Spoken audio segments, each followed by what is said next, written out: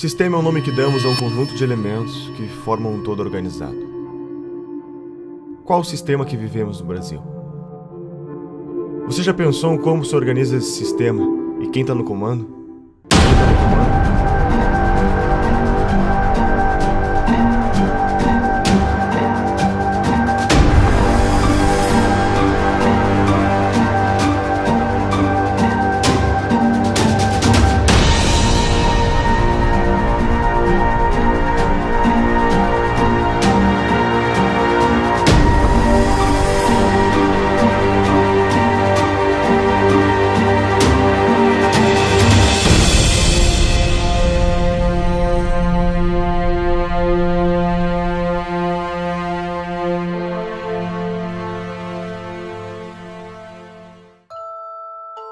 Será que o que vivemos hoje é apenas uma grande farsa, onde a cada 4 anos temos que escolher sempre entre 2 lados da mesma moeda?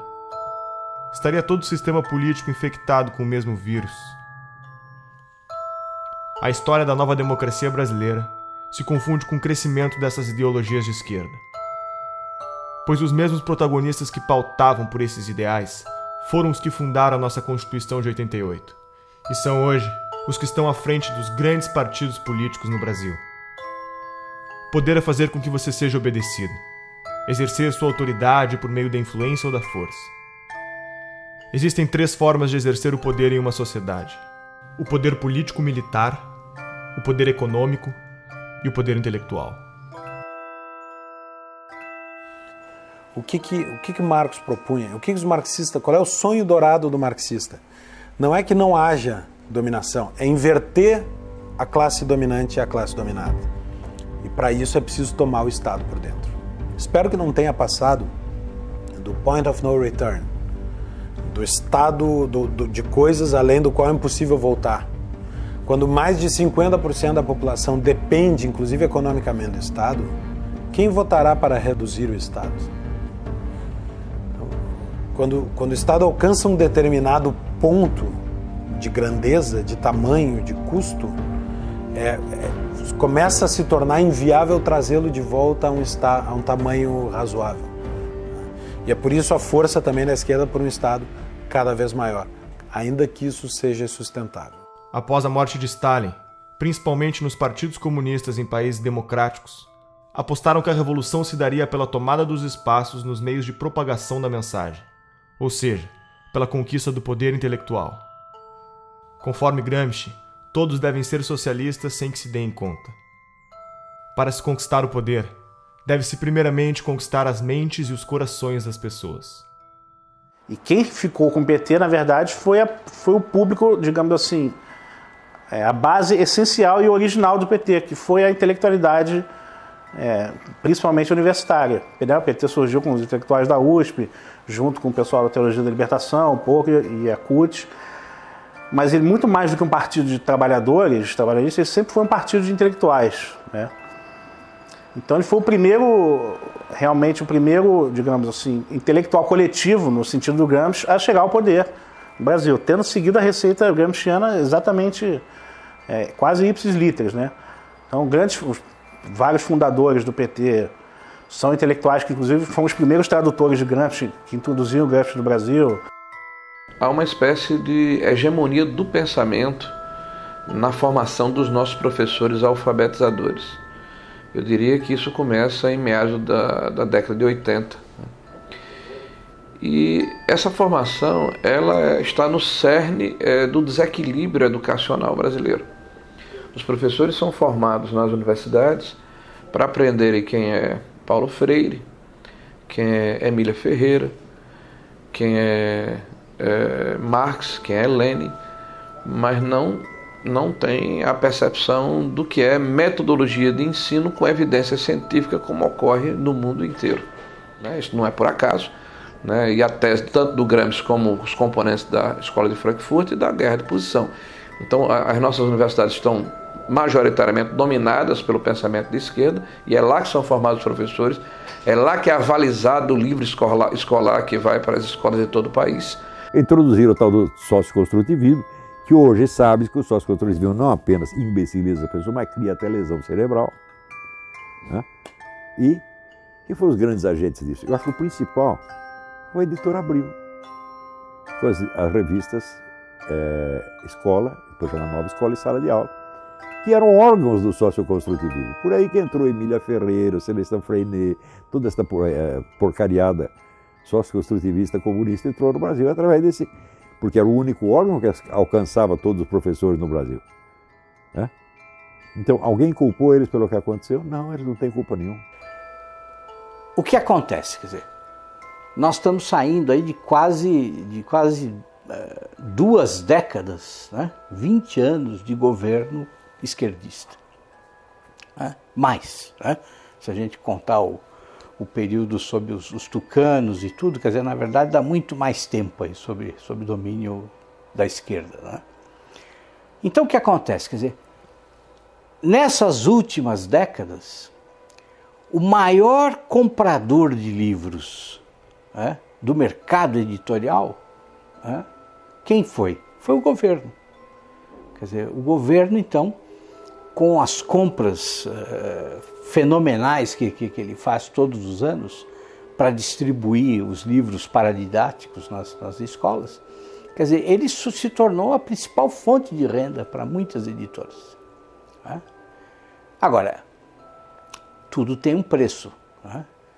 Quer dizer, para o livro ser escolhido pelo governo, as editoras fazem, né, sugerem de maneira muito persuasiva aos escritores que eles escrevam dentro daquela pauta que é estabelecida pelo MEC. Né? Claro, porque o MEC oferece uma pauta. Né? Ele diz assim, olha, o livro para ser comprado precisa seguir este critério, e são critérios ideológicos. Você tem o gramscianismo aplicado ao mercado editorial muito semelhante ao mercado jornalístico, aos jornais, às revistas. O mesmo tipo de influência, de hegemonia. Você tem no mercado editorial 50 anos, pelo menos, de hegemonia da esquerda no mercado editorial. Isso significa que livros liberais, conservadores, são violentas exceções. Em 2008, a revista Veja publicou uma pesquisa que foi realizada pelo Instituto Census, que comprovou tudo aquilo que a gente já sabia, né? Que, de fato, as escolas, as universidades estão sendo usadas para fins políticos, de propaganda política e partidária. Essa pesquisa do Instituto Census, ela mostrou que 80% dos professores reconhecem que o seu discurso em sala de aula é politicamente engajado. Isso é um número impressionante e que corroborou uma pesquisa feita em 2004 pela Unesco. Então, os dados dessas duas pesquisas são convergentes e mostram que para 78% dos professores brasileiros na educação básica, a principal missão da escola é formar cidadãos. E para apenas 8% é transmitir conhecimento, transmitir as matérias aos estudantes. Essa pesquisa, tanto do Instituto Census como da Unesco, comprovaram essa percepção generalizada que existe de que, efetivamente, as escolas estão sendo usadas para fins de propaganda política, de doutrinação e propaganda política partidária. Professor de filosofia, concursado. O professor não pode agir em sala de aula como um militante. Ele é um servidor público, ele é um agente do Estado. Dia 22, a gente integra a paralisação do dia 22 de greve geral. E o Estado, de acordo com a Constituição Federal, o Estado brasileiro, ele é politicamente neutro. Existe a Constituição, prevê o princípio da neutralidade política, ideológica e religiosa do Estado. Então não cabe ao professor, no exercício das suas funções, fazer propaganda de partido político, por exemplo. E muito menos, ou também não lhe cabe, mobilizar os seus alunos, manobrar os seus alunos para que eles participem de um ato político, de uma manifestação a favor ou contra uma determinada corrente que disputa o poder na sociedade. Isso é ilegal, também por força da Constituição. Dos professores que estão formando nossos alunos, 86% veem Che Guevara de forma positiva e 65% veem Lênin de forma positiva. Que cidadãos são esses que estamos formando? Nós estamos vivendo um momento muito difícil na educação brasileira. Agora, com a Base Nacional Curricular Comum, eu particularmente estou assustado com os documentos que foram publicados pelo MEC, O primeiro documento era um panfleto doutrinário e um atraso pedagógico. O segundo é um panfleto doutrinário e um atraso pedagógico um pouco menor. Me parece que é um bode na sala, né? Se criar dificuldade para se gerar facilidade.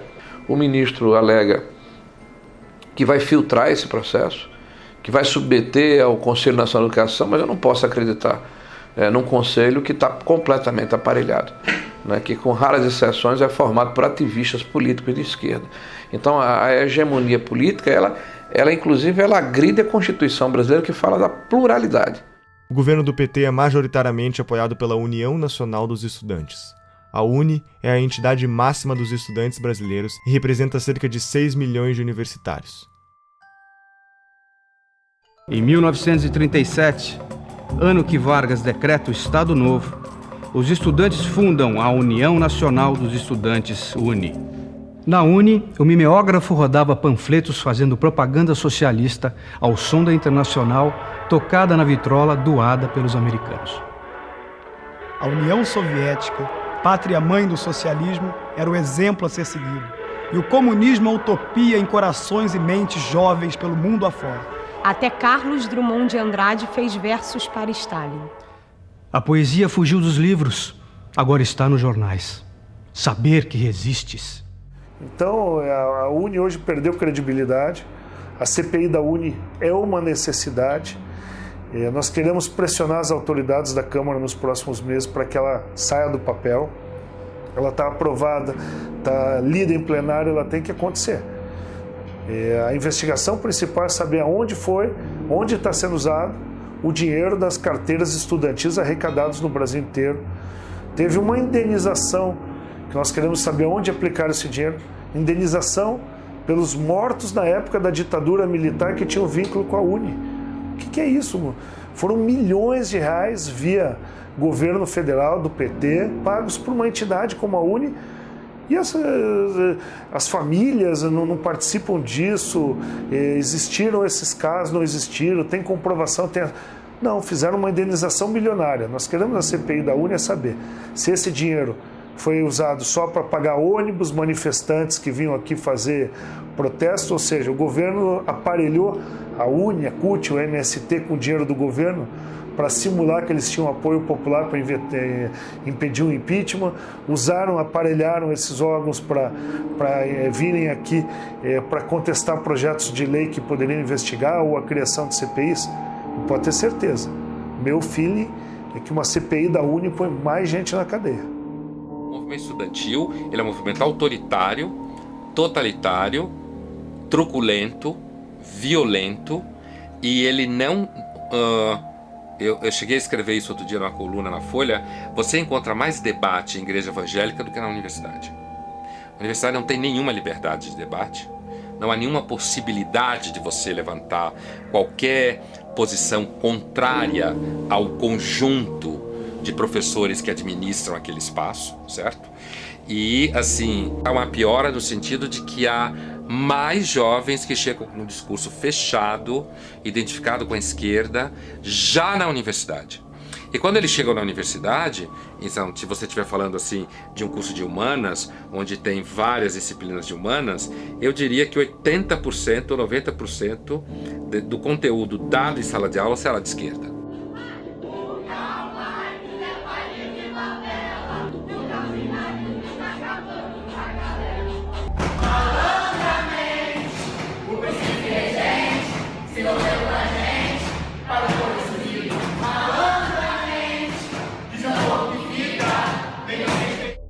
Tomar o Estado por dentro significa mudar a lógica de funcionamento, por exemplo, do Ministério da Educação.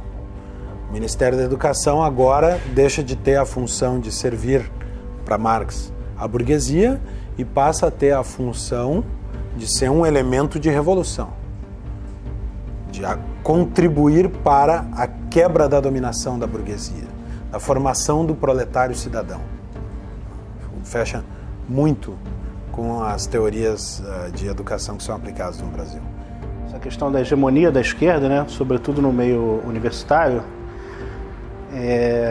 que eu acho que isso fez muito mal para a cultura além da universidade, né, porque causou um certo uma restrição muito preocupante, né, do imaginário das pessoas. Uma coisa que o Olavo de Carvalho fala sempre, que a sua capacidade de imaginação, de ampliar suas imagens, é muito importante para quem exerce atividade intelectual, né? Há décadas estamos formando pessoas com base no pensamento marxista. Onde toda essa gente foi trabalhar? A mídia é o maior formador de opinião da população. São TVs, blogs, jornais e revistas que contam ao povo o que está acontecendo. Mídia técnica significa que o governo deveria gastar com publicidade proporcionalmente à audiência dos respectivos veículos de comunicação. O problema é que a pesquisa brasileira de mídia identificou que a mídia técnica está longe de ser realidade. O dinheiro investido em publicidade parece não ter nenhuma relação com a audiência do veículo. Qual é o critério? A farra com o dinheiro público é tão avassaladora que já houve casos de jornal fictício receber verbas publicitárias. Desde que a presidente Dilma chegou ao poder, os gastos com publicidade só aumentaram. Apenas no ano de 2014, a presidente gastou 210 milhões com campanhas em nome da presidência. O ex-editor da Isto É Brasília revelou que o banqueiro Daniel Dantas, que acabaria sendo preso em escândalos de corrupção, quando estava com sua imagem em risco, acionou um dos seus contatos na mídia, Leonardo Atush, jornalista da Isto É, para publicar matérias que defendessem seus interesses na mídia. Em 2011, Leonardo Atush montou sua própria publicação, o Brasil 247. Duas acusações importantes surgiram contra o 247 na sua trajetória. A primeira foi encontrada num imóvel do doleiro Alberto Youssef, delator da Operação Lava Jato, no monitor de um computador. Um papel com anotações com o nome do jornalista, seu número de telefone e uma indicação de pagamento de 6 parcelas de R$40 mil, sugerindo pagamento entre a quadrilha de Youssef e o editor do portal. Foram também encontradas movimentações milionárias entre as contas da empresa e as empreiteiras investigadas. No mesmo dia dessas descobertas, o Brasil 247 publicou uma matéria mencionando Pascovitch e defendendo a soltura do lobista.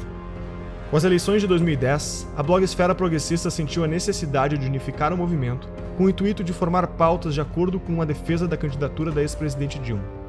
Foi então criado o movimento dos blogueiros progressistas, BlogProg, em São Paulo, com a participação de personalidades como Leonardo Sakamoto. É possível afirmar que para cada leitor do blog Conversa Fiada, o governo gastou 1 centavo em publicidade, enquanto para o leitor da Folha, o gasto foi de 5 centésimos de centavo. Em 2013, a revista Carta Capital recebeu quase 7 vezes mais investimentos por leitor que a revista Veja, Isto É e Época. Quem é Leonardo Sakamoto? Um dos membros da BlogProg. Sakamoto é um blogueiro militante que faz parte dos 54 replicadores da agência pública, uma organização que determina pautas para portais como a Carta Capital, Catraca Livre, Brasil Post, Sul 21 e muitos outros portais de notícias. Sakamoto recebeu da deputada Maria do Rosário do PT a autorização de repasse de R$546 mil às suas militâncias. A agência pública, conforme alega seu site, recebe como financiadores fundações estrangeiras como a Fundação Ford, Open Society Foundation, Oak Foundation, entre outras. O que são essas fundações? O que elas querem? A mídia é, junto com as empreiteiras do petrolão, o segmento mais corrupto que existe. E eu posso dizer isso porque minha cabeça rolou em todos os grandes veículos de comunicação. Em todos teve interferência política. Em todos. A imprensa constrói e destrói reputações. E constrói e destrói reputações não como um projeto longo. É conforme o que lhe convém. Quantas vezes nós vimos imprensa mudar de lado, mas da forma mais descarada. Ela não diz mudei de lado. Ela simplesmente exalta uma figura aqui e depois destrói. Exalta outra figura ali e depois destrói. Me diga qual é a grande imprensa que não recebe dinheiro público, que não recebe dinheiro de governo federal, que não recebe dinheiro de estatal, que não recebe dinheiro de banco público, que não recebe dinheiro de governos estaduais e municipais. E muitas vezes a imprensa faz a política do achaque. Ah, não quer pagar? Então você vai ver. E aí bate. Denúncia, bate. Como é que funciona em geral, né? Em geral você faz uma reunião de pauta, em geral o editor-chefe, ou secretário de redação, né, ou diretor-geral, vem ali já com a linha editorial pronta, né, troca uma ideia, a pauta é essa, a pauta é aquela, ó, você vai construir matéria nesse sentido. Então você já recebe uma orientação, ponto. Né? Aquilo vai voltar para a mão do editor, o editor vai corrigir, vai às vezes mudar todinha a sua matéria ou vai simplesmente derrubar. Existe muita muito pouca pergunta incômoda sendo feita no Brasil. E quando as perguntas incômodas são feitas, o jornalista é criticado. E por outro lado, muitas das perguntas que são feitas não são feitas para o devido esclarecimento das coisas, mas para estimular uma narrativa. Às vezes uma narrativa ideológica, na maioria das vezes uma narrativa ideológica. Né? Em relação aos protestos que nós tivemos ao longo de 2015 e 2016 contra a Dilma Rousseff, contra o Lula, contra o PT, contra a esquerda, contra o esquema de poder que havia se montado no Brasil. A tentativa da imprensa era de vender a tese que estava sendo criada, né, nos grupos acadêmicos, nos centros partidários, nos diretórios de partido, de que na verdade se tratava de um bando de raivosos fascistas que queriam a volta dos militares para o poder. Fazendo uma reportagem sobre um mini protesto que havia ocorrido em favor do impeachment, ainda depois do dia 16 de março, a imagem da notícia era intervenção já. Ou seja, você tenta vender para a população uma coisa que não é. Isso se reflete na cultura. A Lei Federal do Incentivo à Cultura, número 8.313, conhecida como Lei Rouanet, foi criada durante o governo Collor e é o principal mecanismo de financiamento e incentivo à cultura do país. As empresas podem investir até 4% do valor de seu imposto de renda, recebendo o valor em forma de desconto e patrocinando projetos culturais. O Ministério da Cultura deve aprovar o projeto, para então o responsável poder captar o dinheiro. Já parou para pensar quem escolhe os projetos que são selecionados? E que projetos são esses? O grande problema são os editais. Nos editais existe uma comissão que vai julgar os projetos submetidos, né? Então, quais são os critérios da comissão? Aí tem lá uma série de critérios teóricos que eles têm que seguir, né? Mas na prática, a questão ideológica vai sempre prevalecer. Por quê? Porque a maioria das pessoas que participa do julgamento de editais são pessoas de esquerda.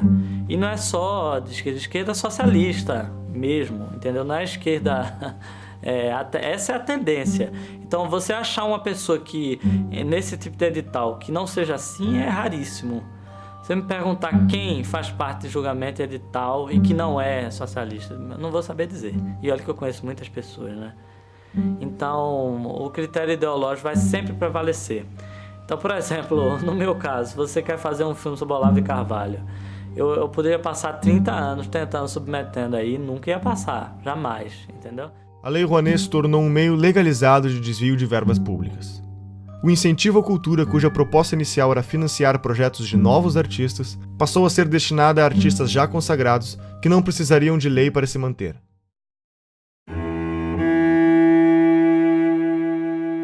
Foi justamente na gestão do Gil que começou essa deformidade da Lei Rouanet. A Lei Rouanet já existia, mas essa coisa de beneficiar artista consagrado, artista tipo Ivete Sangalo, pessoas já com nome, já com anos de carreira, isso foi na gestão do Gil.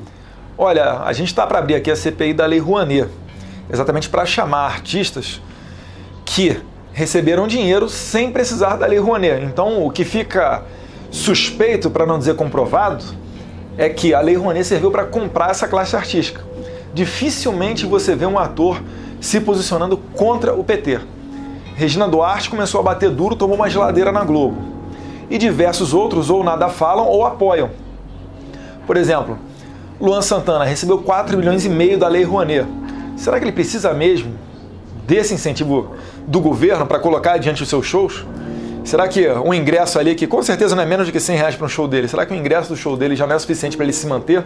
E assim eles vão conseguindo comprar toda a classe artística. E traz muita gente a reboque. Quando um cantor fala alguma coisa, os seguidores dele, que são fanáticos por ele, adoram a música dele, adoram o trabalho dele no cinema e etc., eles não tendem a se confrontar com essa pessoa. Então é muito interessante para o governo ter essas pessoas ao seu lado. E aí já emenda no artista, já emenda logo intelectual também, intelectuais, artistas, e vão trazendo eles para cá.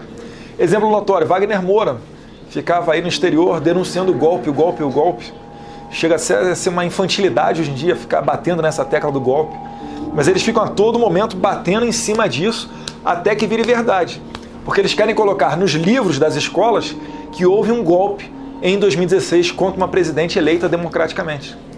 Os sistemas totalitários que nós tivemos no século XX, eles tiveram como principais fontes do ódio era a raça, a classe e agora é o apartheid intelectual. Se você não é de esquerda, você é burro. São todos os donos do poder, todos esses, Chico Buarque, Caetano Veloso, Gilberto Gil, todos septuagenários. Todos detiveram esse poder cultural durante esses 50 anos. Não é uma questão apenas de que eles têm um poder político em 13. Isso o empresário tem que entender. Eles foram coronéis do Brasil durante esses 50 anos. A cultura, você tem um cinema novo, você tem a Semana de 22, você tem a Tropicália, você tem todas essas manifestações de cultura de esquerda, cacete. Um dos exemplos do enviesamento dos projetos apresentados pela Lei Rouanet é o filme sobre José Dirceu, um dos petistas envolvidos com o mensalão, para o qual foi aprovado 1,5 milhões de reais. O deputado do PSOL, Jean Willis, também vai virar documentário. Será financiado por 842 mil reais do dinheiro público. O filme do Lula foi financiado em 12 milhões de reais, por empresas que entre elas constavam Camargo Correia, OAS e Odebrecht. Esses são apenas alguns dos exemplos do destino dos mais de 15 bilhões de reais investidos pelo PT através da Lei Rouanet. Na prática, o que vemos é que o dinheiro segue a ideologia. Na 10ª Mostra do Cinema e Direitos Humanos, o conteúdo deveria ser relacionado com um dos seguintes temas: população LGBT, população negra, população em situação de rua, combate à tortura, enfrentamento da homofobia, mulheres, participação política, direitos humanos e outras minorias.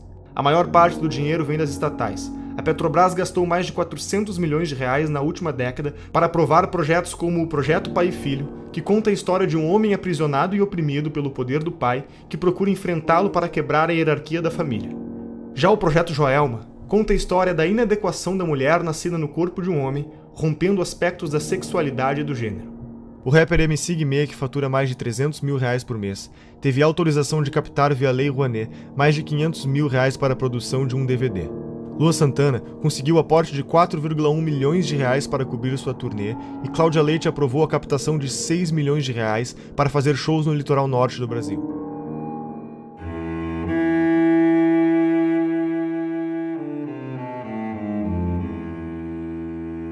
No referendo do dia 23, você vai decidir se é contra ou a favor da proibição do comércio de armas. Reagir com uma arma, muitas vezes, pode transformar a situação numa coisa muito pior. Existe hoje no país mais de 15 milhões de armas na mão de civis. Se bala resolvesse o problema, o Brasil seria um paraíso de segurança, né? Olha, tinha artista que pedia o desarmamento, mas andava de carro blindado e seguranças armados até os dentes. Aí é muito cômodo, né? E eu consegui, através das minhas entrevistas, desmascarar esse povo todo. O Ratinho, por exemplo, eu lembro quando eu fui lá debater no programa dele, antes de entrar no programa, eu dei uma volta nas imediações do estúdio e comprovei que o carro dele era blindado. Comprovei que ele tinha 3 seguranças armados. Ele não tinha o direito de defender o desarmamento do povo quando ele não precisava disso, né? Outra, a Angélica, para você chegar no condomínio dela, a 300 metros você não conseguia chegar. Segurança totalmente armada. Se você acredita que vestir uma camisa branca com a pombinha da paz vai salvar a sua vida, use.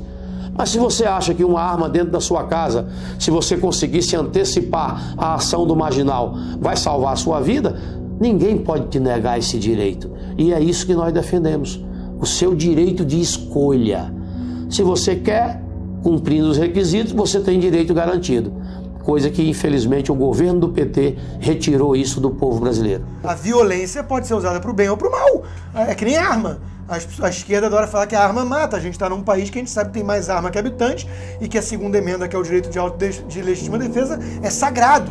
Quando a gente vê a discussão de desarmamento, de Obama e companhia, não tem nada perto com o modelo brasileiro. O acesso do bandido às armas já se dá na ilegalidade. Quem segue a regra foi eu. Fui eu que passei por um processo ultra mega burocrático de 5 dias úteis que você precisa esperar de background check aqui nos Estados Unidos. 5 dias úteis. Você vai lá, compra a tua arma, que aliás custa mais ou menos 1/4 do que custa no Brasil, 1/5. A arma no Brasil custa 4, 5 vezes mais caro. Você compra a arma, espera 5 diazinhos e vai lá buscar. Foi o processo burocrático que levou. E não tem nenhum custo de despachante, R$1.000 de licença para cá e para lá, não tem nada disso. Porque é um país que entende um direito básico do indivíduo de legítima defesa. Todos os países aonde surgiram os grandes ditadores, uma das primeiras providências dele foi desarmar o cidadão. Hitler, Mussolini, esse cretino da Venezuela, são medidas adotadas para que eles não tenham resistência da sociedade. Só eles podem ter arma. Os países socialistas tendem a essa centralização, ao domínio com mão de ferro de todos os recursos do país. E isso eu acho muito perigoso, porque se esse controle centralizado cai nas mãos de uma pessoa com um caráter duvidoso, com intenções não lá tão boas, ele domina o país inteiro. Mas se for tudo descentralizado, é difícil que se instale, por exemplo, uma ditadura. Penso que é mais difícil. Inclusive, se a população estiver armada, é mais difícil que um governo imponha uma vontade que não corresponda à vontade do povo, se esse povo tiver condições de reagir. Agora, qual é a primeira coisa que se faz quando se quer dominar um povo? Desarma esse povo.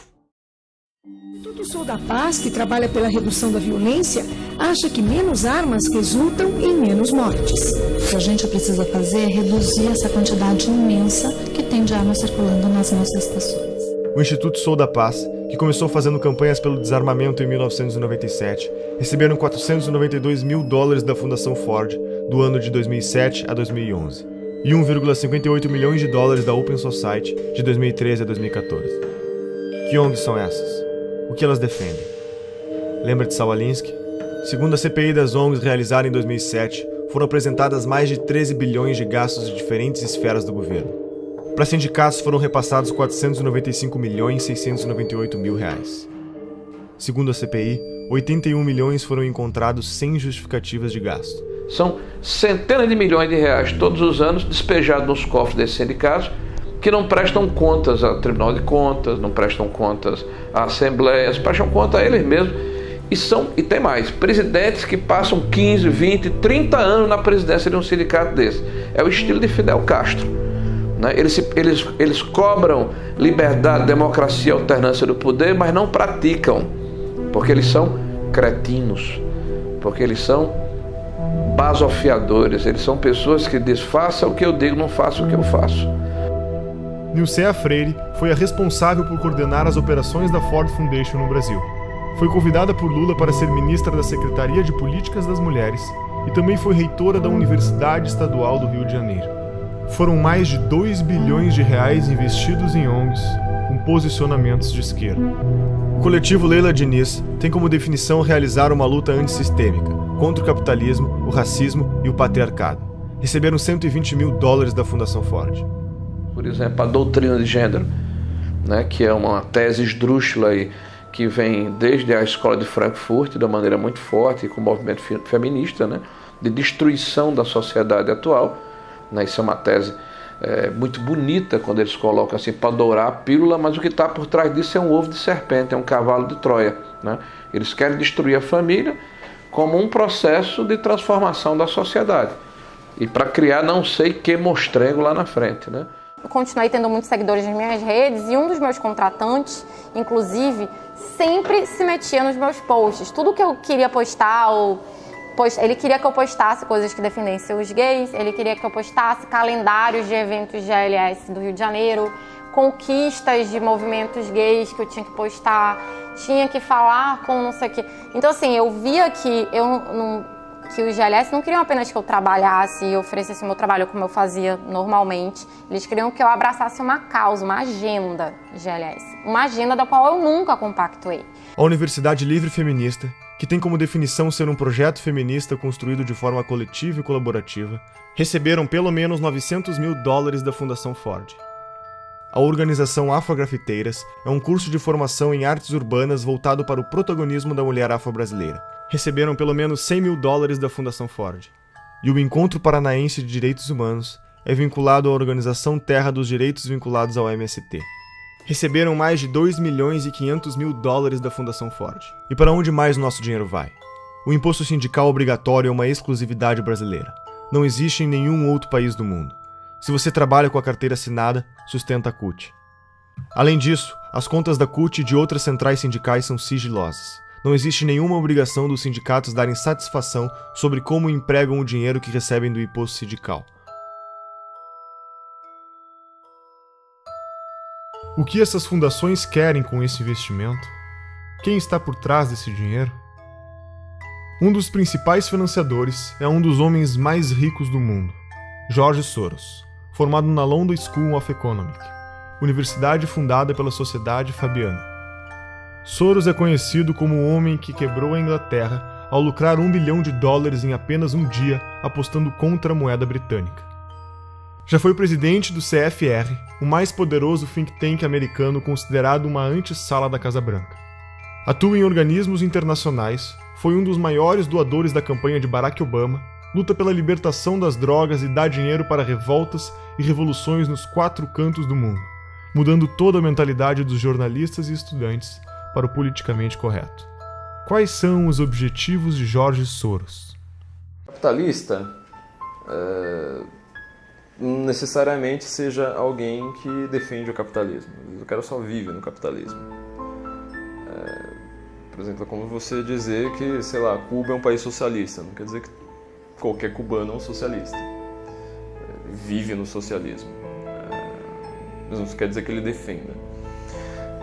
Grandes movimentos, como Occupy Wall Street, são financiados por gente como, por exemplo, Fundação Bilderberg, Fundação Ford, George Soros, que eu comentei num podcast recente no meu site. Porque essas pessoas são o que a gente chama de metacapitalista, ou seja, alguém que funciona como capitalista sem ser, de fato. George Soros é um hiperinvestidor, cara que entende tudo do mercado. Por isso que até é uma bobagem que muita gente faz, tentar ficar ensinando leis de mercado achando que vai ir contra alguém. Esses caras entendem mais de lei de mercado do que todos os liberais juntos. Eles são o mercado. Agora, ele não acredita naquele negócio, ele quer poder. E eles não pensam de uma maneira individual, ou seja, eles não pensam como indivíduo, tipo, eu quero ter poder para mim. Ele está construindo um projeto de poder ali, para, às vezes, daqui a 100, 200 anos. Essas fundações são assim. Rockefeller está em qual geração? Nem sei mais qual. Eles começaram lá atrás. Vivemos em um capitalismo debilitado, sufocado pelo governo, chamado em inglês de crony capitalism. O governo regula diversos mercados. Agências reguladoras como a Anatel não deixam você ter escolha no mercado de telefonia. E a Ancine define uma cota de conteúdo nacional nos cinemas e nos canais de TV por assinatura. 11 milhões de pessoas trabalham para o governo brasileiro. Eles são pagos com o dinheiro da arrecadação de impostos. Todos esses funcionários têm salários vitalícios e não podem ser demitidos sem justa causa. Os nossos 513 deputados federais podem ter até 25 assessores. Contam com auxílio moradia, 14º, 15º salário e cotas de gastos parlamentares, que englobaram o auxílio paletó, uma ajuda de custo para comprar ternos que em 4 anos gastou R$252 milhões. E outros 600 mil cargos de confiança do governo. Esse mecanismo abre brechas para a corrupção ao criar um mercado de cargos, usado como moeda política em negociações de alianças partidárias. 1/4 dos funcionários em cargos de confiança eram filiados a um partido, e 80% deles era do PT. Todos os ministros do STF têm direito a motorista particular, o que não ocorre, por exemplo, na Suprema Corte Americana. Segundo o Portal da Transparência, só em São Paulo há 311 motoristas à disposição dos juízes. A Câmara Municipal tem 26 motoristas, 13 garçons, 7 auxiliares de cozinha, auxiliares de serviços odontológicos exclusivos, cirurgiões, dentistas, oftalmologistas, lubrificadores de veículos e vidraceiros. Isso são alguns exemplos de quem compõe o Estado brasileiro. Como resultado disso, grande parte da população tem como meta fazer parte do Estado passando em concursos públicos. Os gastos do governo federal, estaduais e municipais com o funcionalismo público somam 12% do PIB, totalizam 255,3 bilhões do dinheiro do povo em 2015. Tudo isso para serviços com índices de insatisfação elevado no Brasil. Nos últimos 13 meses, nossos governantes gastaram 544 bilhões a mais do que arrecadamos, 10% do PIB brasileiro. As maiores empresas estatais, como a Petrobras, Caixa Econômica Federal e tantas outras, apresentam prejuízo de 60 bilhões e escândalos de corrupção como o Petrolão, o escândalo dos Correios e outros tantos golpes citados pela Operação Lava Jato e pela história do Brasil. Acho que hoje em dia não resta a menor dúvida que a gente está numa atmosfera totalmente comunista.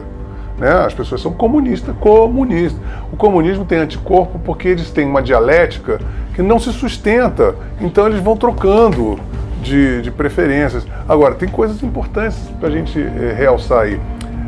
Você vê que a Rússia, que está fantasiada de ortodoxa de direita, está criando o maior exército do mundo com a China. Né? E dizem que essa aliança está por trás de todo esse Fórum de São Paulo. Que eles querem restituir a cortina de ferro com o Fórum de São Paulo. O Foro de São Paulo é a instituição que organiza a estratégia socialista na América Latina. Olha, a Internacional Comunista ela se reúne de tempos em tempos. Por exemplo, em 2005, se não me falha a memória, teve uma reunião em São Paulo e, inclusive, o líder do PSDB à época, o Aníbal Mendonça, ele era deputado ou senador, fez uma nota lamentando, né, que houve uma reunião da Internacional Socialista e não foi convidado o PSDB para fazer parte. E o pessoal ainda insiste em falar que o PSDB é um partido de direita. Não, o PSDB é um partido de centro-esquerda, são sociais-democratas. A esquerda nunca se preocupou muito em definir o que era a palavra, o que era cada palavra que ela estava usando. Na verdade, existia muito essa ambição de você ser contra alguma coisa, de você unir todo mundo, e estamos juntos nisso contra alguma coisa, então estamos no caminho certo. Né? Só que eles não diziam exatamente para onde que estavam indo e iam causando uma série de tumultos pelo caminho. Então estavam vendendo um futuro hipotético em nome do qual todas as ações no presente seriam justificadas. Aquilo foi muito fácil de entender e de aplicar aqui no Brasil, porque o debate público estava cheio desse pessoal propondo isso. E eu lembro quando tivemos a ideia de construir o Fórum de São Paulo. E aí veio a ideia, conversando com os companheiros cubanos no primeiro momento, de fazermos uma reunião da esquerda latino-americana. Tanto que muitos latinos-americanos conhecem Paulo Freire, e ele dizia,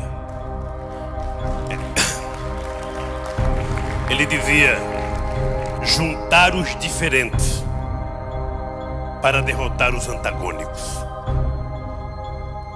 E nós, que uma das forças políticas que mais contribuiu para que nós chegássemos a construir o que nós construímos, foram os companheiros do Partido Comunista Cubano, que sempre tiveram paciência e experiência de nos ajudar. Não, fala-se, eu não acredito nisso, mas eu quero colocar isso na entrevista, de uma aliança, de um eixo Chaves, Fidel e Lula. Ô Boris, você sabe que isso é no mínimo uma piada de mau gosto, claro. E eu te aconselho até não repetir isso no vídeo. Violou, 10 anos atrás, você podia prever, por exemplo, uma América Latina assim: Fidel, Chávez, Morales, Bachelet, Correa, quem mais? Todos de esquerda na América do Sul. Você podia prever que isso ia acontecer? Prever não, mas nós já lutávamos por isso e já trabalhávamos por isso, inclusive porque nós criamos o Fórum de São Paulo, que lutava para isso. Depois criamos ainda um grupo de Marbella, que é o nome da cidade, do hotel onde nós fomos no Chile, que se reuniu. Todos depois foram eleitos presidente da República. Todos foram.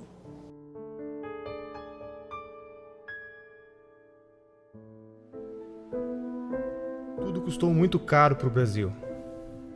Tudo custou muito caro para o mundo. Caro para a nossa educação, para as nossas crianças. Caro para a autoestima da humanidade e para todos os 100 milhões de mortos que perderam seus sonhos em genocídios e na falta de liberdade. Herdamos a responsabilidade de acabar com a utopia. Nós temos o compromisso de aprender com o passado. Não podemos deixar esse episódio da história desconhecido. É nosso dever documentar tudo para que nas próximas gerações os jovens saibam que está na mão deles preservar a trajetória da humanidade. O mundo anseia pela verdade para se libertar e continuar crescendo. Não é só economia nem só política. É a manifestação dos valores da nossa sociedade, das nossas famílias, dos nossos antepassados e de todos os nossos filhos. Despertamos intelectualmente. Não há mais espaço para ditadores monopolizarem nas nossas vidas. Agora precisamos quebrar a dominação cultural que nos foi imposta. Durante 16 anos, os jornais, canais de TV e estações de rádio do Brasil se recusaram a noticiar a existência e as atividades do Foro de São Paulo. O Brasil parecia estar preso entre as malhas de uma articulação criminosa, que envolvia ao mesmo tempo a totalidade dos partidos de esquerda latino-americanos, a classe jornalística nacional, o sistema de ensino, as principais gangues de narcotraficantes do continente e uma parcela nada desprezível da elite política e financeira internacional. A gravidade desses fatos media-se pela amplitude e persistência da sua ocultação. Crescendo em segredo, o Foro de São Paulo tornou-se o motor principal das transformações históricas no continente, enquanto a ignorância geral fazia com que os debates públicos e a vida cultural se afastassem da realidade, se transformando em uma engenharia de alienação, fortalecendo ainda mais o crescimento de um esquema de poder que se alimentava da sua própria invisibilidade. A queda vertiginosa do nível de consciência pública nessas condições era inevitável. Um dos aspectos mais perigosos da situação é a facilidade com que os culpados se desvencilham de qualquer tentativa de denúncia, qualificando-a de teoria da conspiração. Mas quem falou em conspiração? O que vemos é uma gigantesca movimentação de recursos, de poderes, de organizações, de correntes históricas, tudo documentado. É o inimigo onipresente e invisível, sonhado por Antônio Gramsci.